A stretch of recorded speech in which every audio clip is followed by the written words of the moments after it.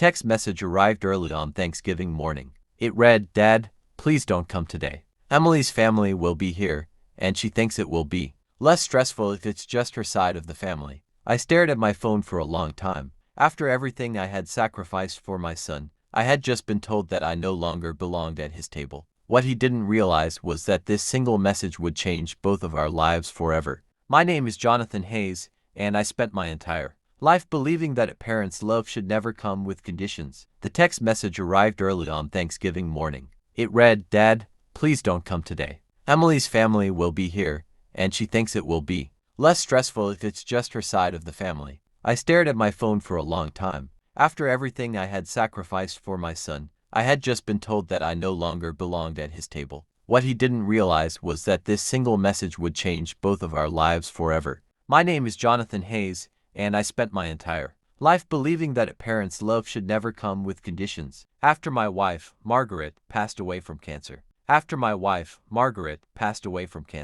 I raised our only son, Noah Hayes, by myself. I worked overtime, skipped vacations, and sold many of my dreams so he could build his own. When Noah graduated from college, I was the proudest father in the room. When he married Olivia Carter, I welcomed her into the family with an open heart. I treated her like the daughter I never had. A few years later, Noah and Olivia found their dream house in the peaceful town of Maple Ridge. The price was far beyond what they could afford. I gave our son everything I had.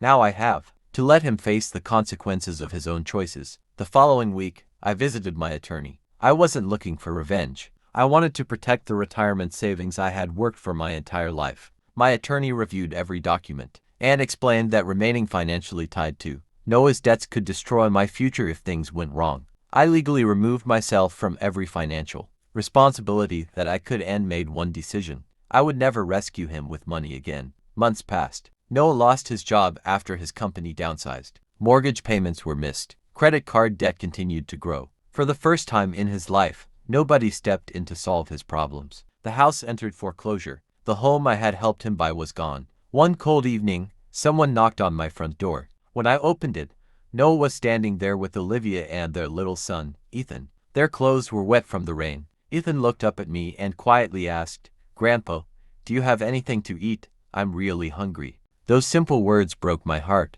I invited them inside without saying a word. I warmed a pot of soup, toasted fresh bread, and watched my grandson eat as though he had not enjoyed a proper meal in days. Noah lowered his head. "Dad, I thought losing the house would be the worst day of my life." He looked into my eyes with tears running down his face. "I was wrong. The worst day was the day I sent you that message telling you not to come for Thanksgiving. That was the day I lost my father." Olivia began crying. I believed a house made us successful. I never realized that respect is what holds a family together. I finally spoke. "This isn't revenge.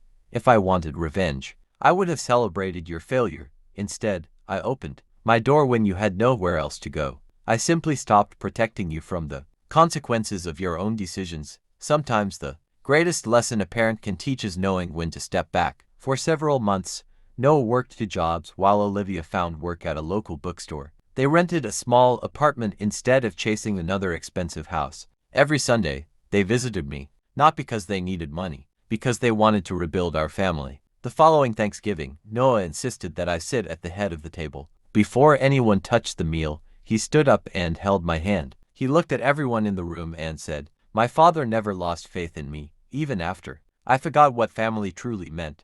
I lost a house because of my mistakes, but I almost lost the greatest blessing of my life. Today I am thankful that my father chose wisdom instead of anger and forgiveness instead of hate." For the first time in many years, Thanksgiving truly felt like home. A house can be rebuilt, money can be earned again, but the heart of a loving parent is something no amount of success can replace. Never wait until someone is gone before realizing their true value. Family should never be treated as an option.